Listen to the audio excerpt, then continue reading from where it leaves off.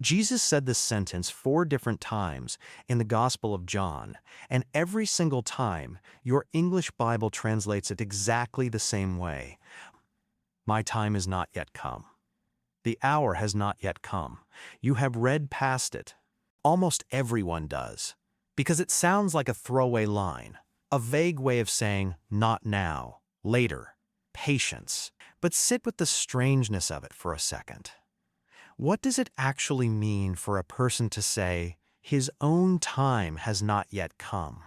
Not that he is busy, not that he is waiting for a better mood or a bigger crowd.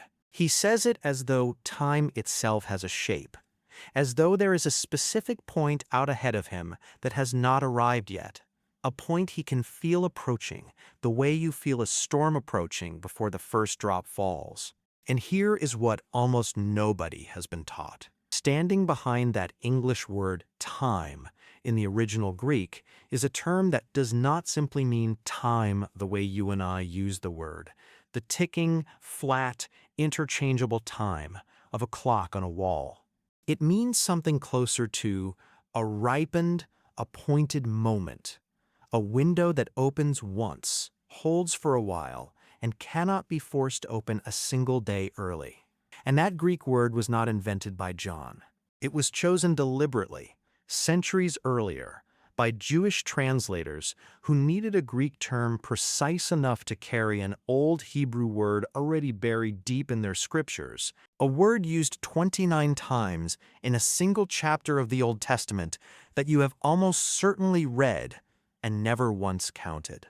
Once you see that Hebrew word and understand what it actually carries, you will realize Jesus was tracking something on a clock the disciples standing next to him could not even see.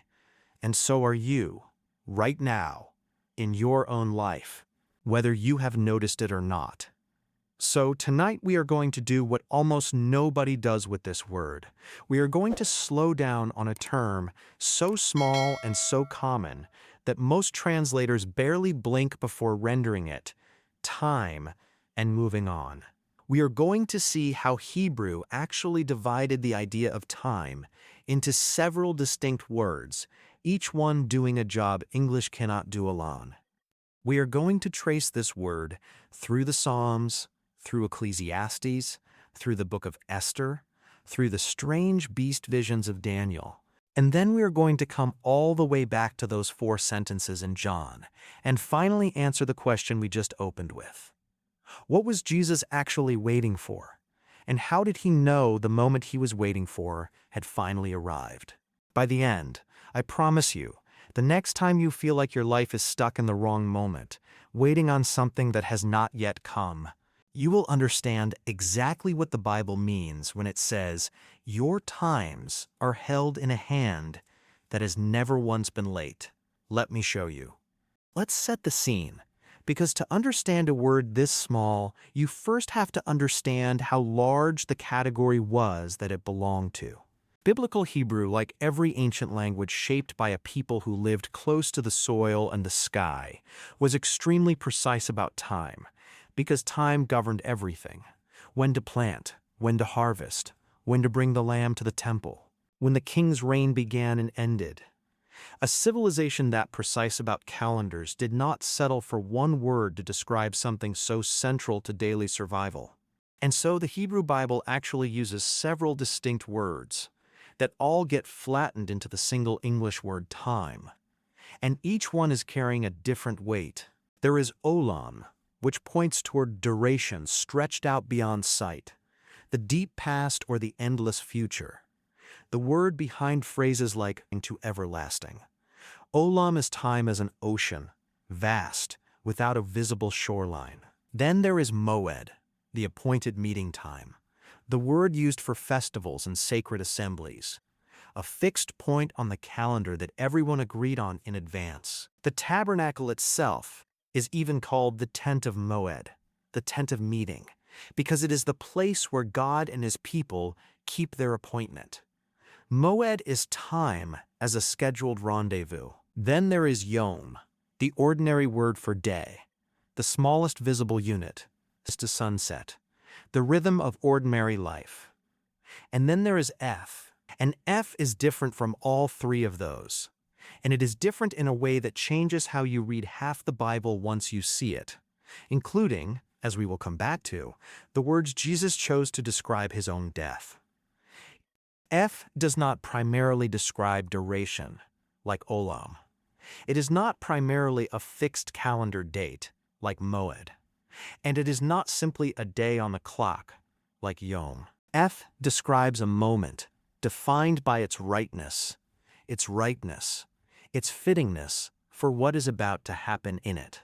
Hebrew scholars who have traced the word across its uses describe it as time considered from the standpoint of opportunity and appropriateness, rather than time considered as mere sequence. It is the moment when the conditions have finally converged, when what was building has finally come to its point, when the window that was closed is now open. Think of fruit on a tree. There is a stretch of the calendar, measured in days and weeks, when that fruit is simply growing, simply becoming what it will be. And then there is a specific point, often shorter than you expect, when the fruit is ripe, when it is ready, when this is the moment to pick it, not a week earlier and not a week later. F is that second thing. It is not the whole season of growing. It is the ripened point inside the season, where the fruit and the picking finally match each other.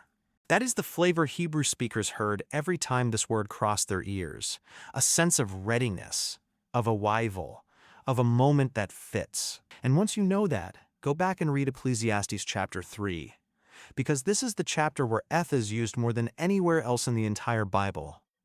And almost every reader has heard it without knowing what word is actually driving the whole poem. To everything there is a season, and a time to every purpose under heaven. A time to be born, and a time to die. A time to plant, and a time to pluck up that which is planted. A time to kill, and a time to heal. A time to break down, and a time to build up. A time to weep, and a time to laugh.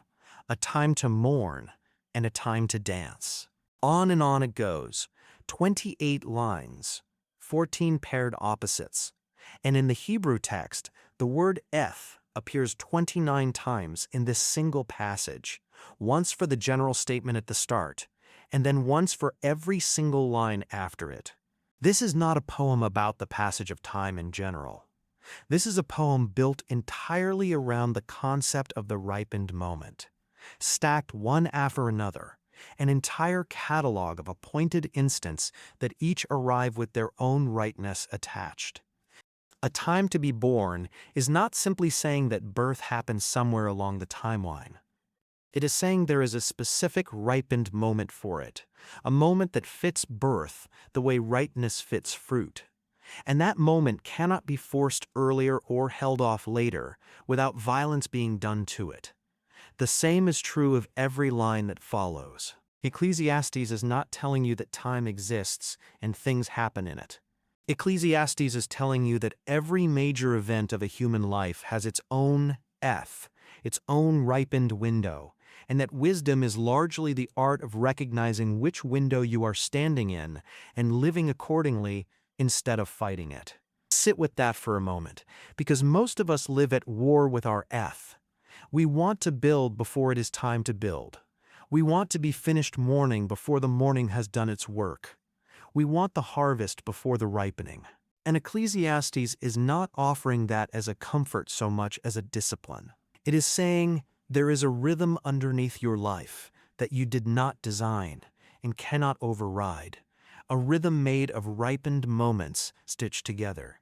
And your task is not to control the rhythm, but to recognize it, to notice when a particular F has arrived and step into it rather than resisting it. This is the deepest meaning behind everything Ecclesiastes says next in the chapter, that God has made everything beautiful in its time, using the same word again, F. Not beautiful all at once. Not beautiful the instant you demand it be beautiful. Beautiful in its own appointed ripeness, which is a very different promise than the one most of us secretly want.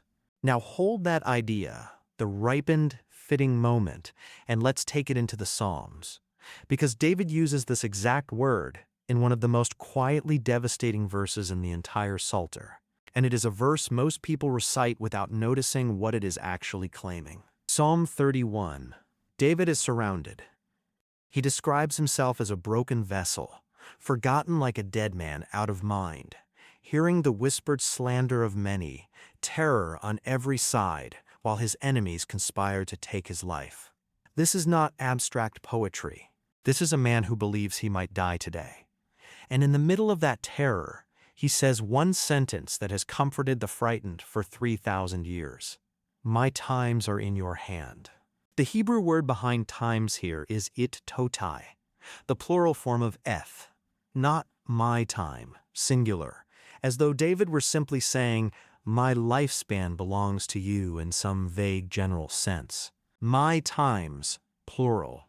My ripened moments, each one of them, the specific instance of decision and danger and deliverance that make up an actual life, all of them individually held in the hand of God.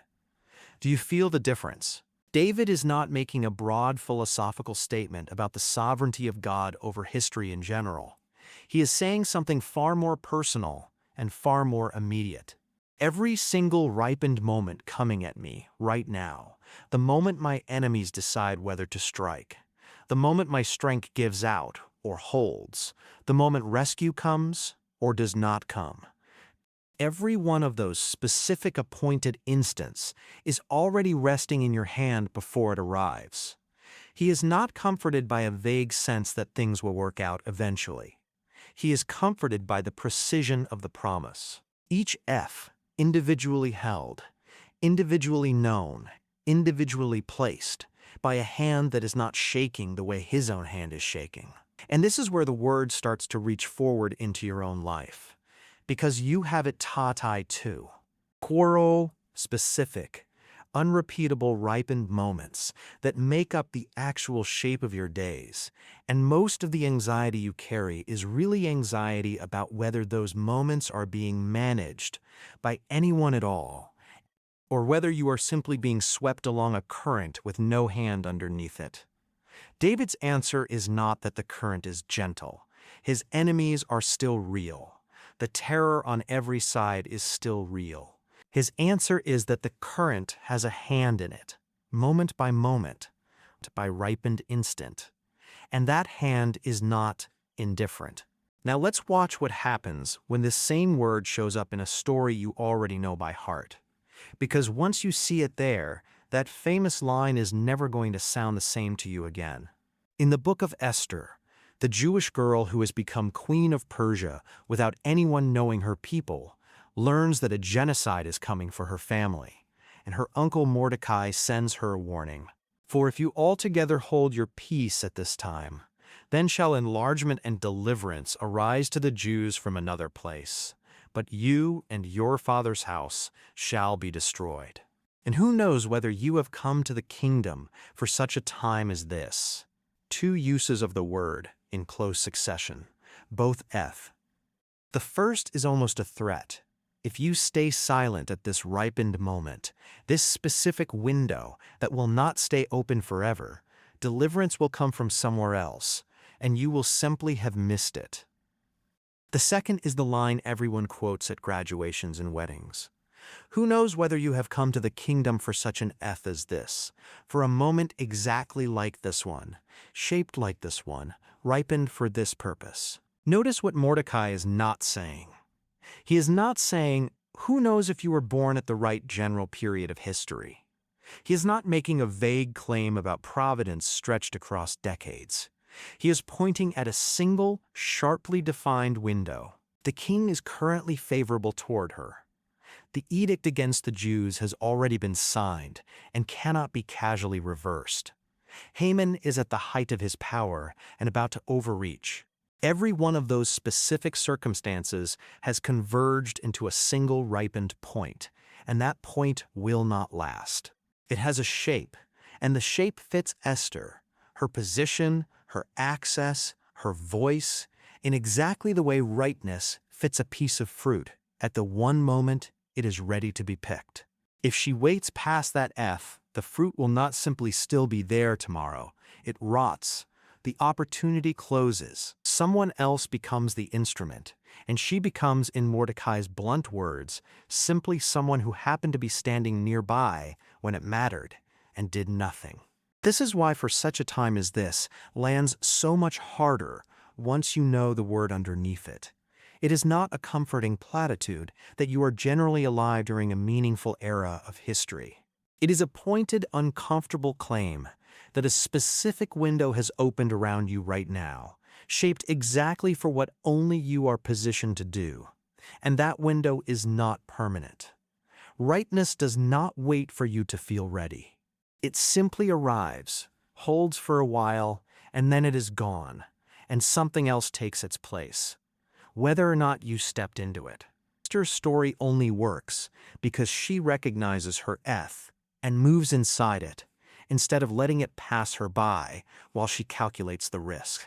Before we go further into where this word takes us, if this is already changing how you hear a verse you thought you understood, do me one quick favor. Hit subscribe and drop a comment, even just one word. It genuinely helps this study reach the next person who has quoted Esther 100 times and never once asked what the Hebrew was actually saying.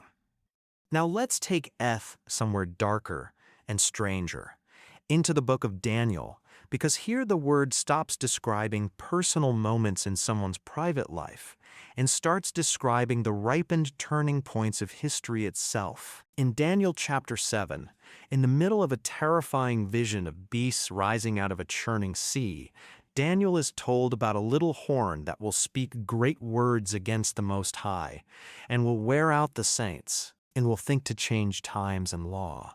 And the saints will be given into his hand for a time, and times, and half a time. That last phrase is built directly on a time and times and half a time, appointed units of ripened duration, a coded prophetic measurement that shows up again in Daniel 12 and again in the book of Revelation, always describing a bounded period of trial that has a beginning and, crucially, an end already fixed before it starts. Notice what this does to the concept of suffering under tyranny. The horn thinks he can change times, plural. It's him again. He imagines he has the power to bend the ripened moments of history to his own will, to hold the calendar hostage indefinitely. But the vision tells Daniel otherwise. His dominion is only for an appointed span, a time and times and half a time, and then it ends, because the was never actually his to control. It belonged, as it always does, to the one whose hand holds every item, even the item of tyrants who believe themselves unstoppable. This is apocalyptic literature, using the exact same word Ecclesiastes used for the small moments of ordinary life, a time to plant and a time to pluck up, and stretching it out to cover the largest turning points of world history, a time for tyranny to rise and a time already fixed for it to fall. The scale changes completely, from Esther's single afternoon in a palace to centuries of empires rising and collapsing. But the word underneath does not change at all. Ripened, appointed, bounded, held. And that scale is exactly what carries us to the moment stops being a word about many separate instants and becomes a word about the single most important instant in the history of the world. Paul writes to the Galatians about the arrival of Jesus, and he uses language that, once translated back into the conceptual world of the Hebrew scriptures he had studied his whole life, is unmistakably the language of fulfilled. When the fullness of the time was come, God sent forth his Son, made of a woman, made under the law, fullness of the time. Not merely that a certain quantity of years had elapsed since creation, as though God were simply waiting for a stopwatch to run out. Fullness, the word for something filled to the point of ripeness, the point where it can hold no more and is finally completely ready. This is Ecclesiastes 3, lifted onto the largest possible stage. There is a time to be born, the poem said. And here, Paul is telling you is the birth the entire poem was quietly pointing toward the whole time. Every ripened moment in Scripture, up to this point, Esther's afternoon in the palace, David's terror surrounded by enemies, the bounded stand of Daniel's beasts, every one of them was a smaller F nested inside a much larger one that had been building since the garden, a moment the prophets had been straining toward for centuries without seeing it arrive. Empires rose and fell across those centuries, each one certain it controlled the calendar of the world, and each one, like Daniel's horn, discovered its time was only ever a time, and times and half a time, bounded from the start. And underneath all of it, quietly ripening, was the one F that all the others existed to prepare the ground for. Now let's go back to where we opened tonight, because I promised you an answer, and here it is. When the Hebrew Scriptures were translated into Greek centuries before Jesus was born, in the translation called the Septuagint that every New Testament writer knew by heart, the translators needed a Greek word precise enough to carry F, this ripened, appointed, fitting moment, and the word they reached for again and again was kairos, not chronos, the Greek word for ordinary ticking duration, the word that gives us chronology. Kairos, the word for the qualitative, ripened, right moment, the exact conceptual cousin of F. And this is the word standing behind every one of those 4 sentences we opened with tonight. When Jesus tells his brothers, "My kairos is not yet come," he is speaking the language of Ecclesiastes 3, of Esther's window, of Daniel's bounded span, all folded into a single Greek term. He is saying, in the oldest vocabulary his own scriptures had, that a specific ripened point lies ahead of him that has not yet arrived, and that no crowd, no pressure, no brother's impatience can force it open a single day early. When men move to seize him in the temple courts in broad daylight, surrounded by witnesses, and cannot, John tells you plainly why. His hour, his kairos, had not yet come. Nothing external was holding them back. The window itself was simply not open. And then, on one particular night, with no visible change in the danger surrounding him, Jesus says 4 words that change everything. The hour is come. Glorify your Son. Do you see what has actually happened? This is not a mood shifting. This is not a man finally working up his courage. This is the fullness of the time Paul wrote about, arriving at the single point it had always been going to arrive at. The ripened moment the entire Old Testament, every plant and every pluck up, every morn and every dance, every item held in David's terrified hand, every time and times and half a time, measured out for tyrants, had been quietly building towards since before the foundation of the world. The cross was not an accident that happened to Jesus at a random point along a neutral timeline. It was the single most ripened moment in the history of creation, arriving at precisely the instant it had always been going to arrive, held the entire time in a hand that has never once been late. This is the moment I want you to actually feel, not just understand. If there is one person you know who is waiting right now, waiting on healing that has not come, waiting on a door that has not opened, waiting on a season that feels like it is taking forever to ripen, send them this video.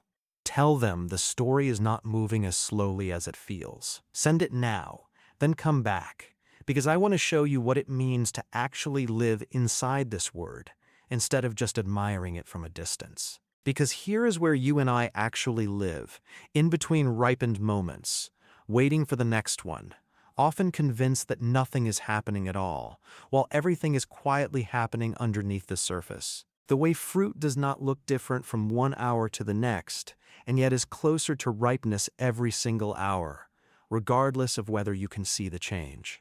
This is the ache almost everyone feels at some point in their life. The sense of being stuck, of being in a holding pattern, of watching other people's fruit ripen while yours seems frozen on the branch. And the word F, understood rightly, does not remove that ache, but it does something better than removing it. It reframes it. Ecclesiastes never promised that every moment would feel like the right moment. It promised that there is a rightness underneath the moments, a rhythm you did not design and cannot force, and that the discipline of wisdom is learning to live inside that rhythm rather than at war with it. There is a time to mourn, the poem says, and if you are mourning right now, that is not a sign your life has gone off script. That is the F for mourning, doing exactly what it is supposed to do in you, and it will not last forever, because F never does. Ripened moments are not permanent conditions. They are windows, and every window that opens eventually gives way to the next one. A time to weep, and then, not instead of it, but after it, a time to laugh. A time to mourn, and then a time to dance. You are not failing by being in the weeping window. You would only be failing if you tried to force the dancing window to arrive before its own F had come. The way Esther would have failed if she had barged into the throne room before the moment had actually ripened, before the king's scepter and Haman's arrogance and the signed edict had all lined up into the shape only that particular hour could hold. And this is exactly why David's confession in Psalm 31 matters so much for how you carry your own waiting.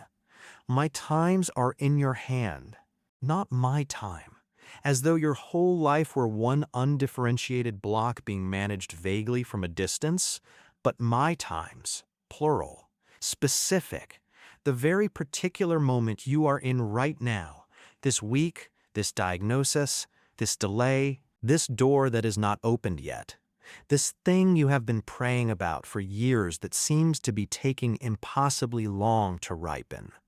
That specific moment is not unaccounted for. It is not floating free of any hand. It is held the same way every Eve in Scripture was held. The same way Esther's window was held open just long enough.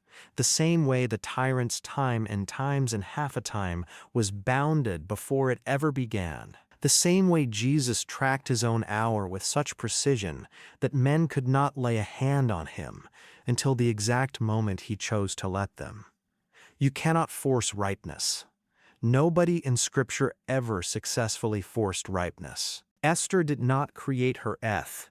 She recognized it and stepped into it when it arrived.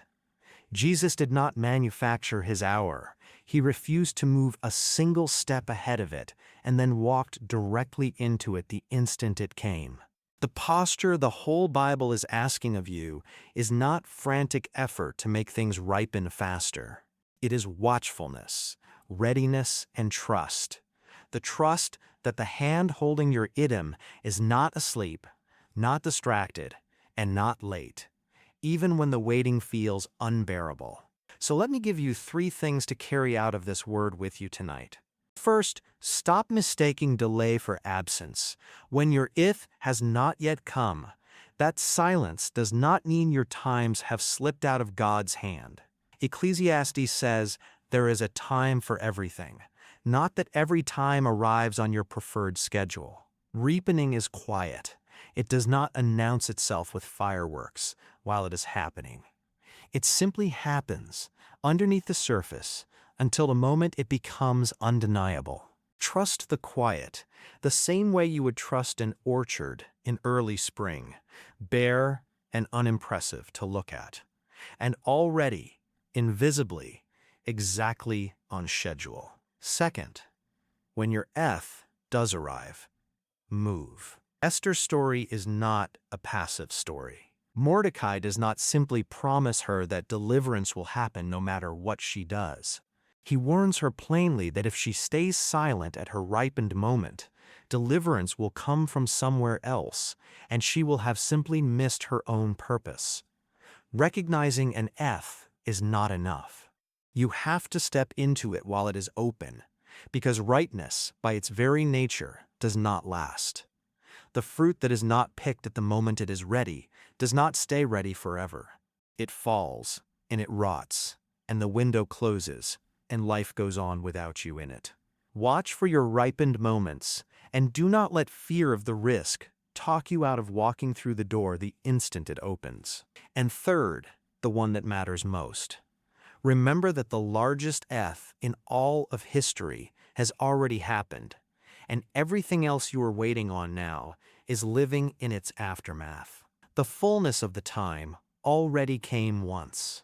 God already sent forth His Son into the single most ripened moment creation had ever produced, a moment Jesus Himself tracked with such precision that He would not move one day before it and would not delay 1 hour after it.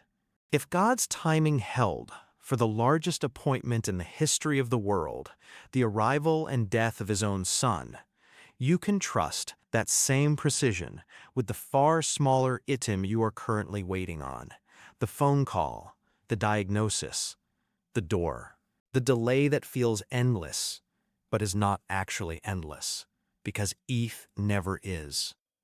Let me leave you with one picture, because I think it will stay with you longer than the definitions will. Picture an orchard in late winter.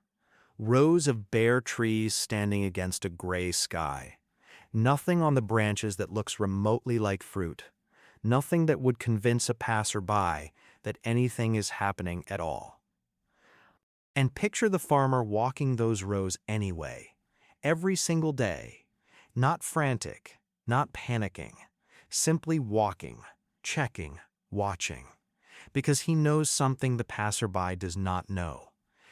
He knows that underneath the bark, in a place no eye can see, the sap is already beginning to move. He knows the exact conditions that will need to converge before the blossoms open. Warmth held steady long enough, the right amount of rain at the right interval, the sun climbing a little higher in the sky each week, whether anyone is paying attention or not. He is not making the fruit ripen through the sheer force of his waiting. He could not force it if he tried, no more than you can force your own ripened moments to arrive early through sheer determination. But he is not doing nothing either. He is watching. He knows this orchard, and he knows that ripeness always comes at its own F and never a day sooner. And so his patience is not passive resignation, it is active trust, the trust of a man who has watched enough winters turn into enough harvests to know exactly what he is looking at, even when there is nothing visible yet to look at. And then one morning, seemingly all at once, though it was never actually sudden, the blossoms are simply there. The whole orchard transformed, overnight in appearance, though it had been ripening invisibly for months. And the farmer is not surprised, because he knew this eve was coming, even while everyone else could only see bare branches against a gray sky. That is what it means to live with your times in His hand. You are standing in an orchard right now, in some part of your life that looks bare. Maybe it is a relationship, maybe it is a calling, maybe it is a body that has not yet been healed, maybe it is simply a season that has gone on far longer than you expected it to. And I cannot tell you exactly when the blossoms will appear, because that is not knowledge given to passers-by. It is knowledge held by the one who planted the orchard in the first place. But I can tell you this much with complete confidence, because Scripture says it plainly in word after word, eth after eth. From Ecclesiastes to the Psalms, to Esther's palace, to Daniel's beasts, to the hour Jesus Himself refused to move ahead of. What looks bare to you right now is not unattended. What feels delayed to you right now is not forgotten. Somewhere beneath the surface, in a place your eyes were never built to see, the sap is moving, the conditions are converging, and your specific, appointed, ripened moment is coming due exactly on schedule, held the entire time in a hand that has never once been late. So carry this word with you. Not olam, the vast unmeasured ocean of eternity, and not mod, a date circled on a calendar in advance, and not yom, the plain, ordinary day passing beneath your feet. F, the ripened moment, the one Esther recognized and stepped into, the one David trusted his terror to, the one the tyrants of Daniel's vision could never actually control, no matter how loudly they claimed otherwise. The one Jesus himself would not move a single step ahead of, and then, when it finally came, walked toward without hesitation. Your times are in that same hand tonight. Trust the ripening you cannot yet see. This is one more thread in a much bigger story, and tonight it was hidden inside a single small word. Almost every translation quietly flattens into the word time. If you want to keep pulling on threads like this one with me, subscribe and we will keep going deeper. God bless you.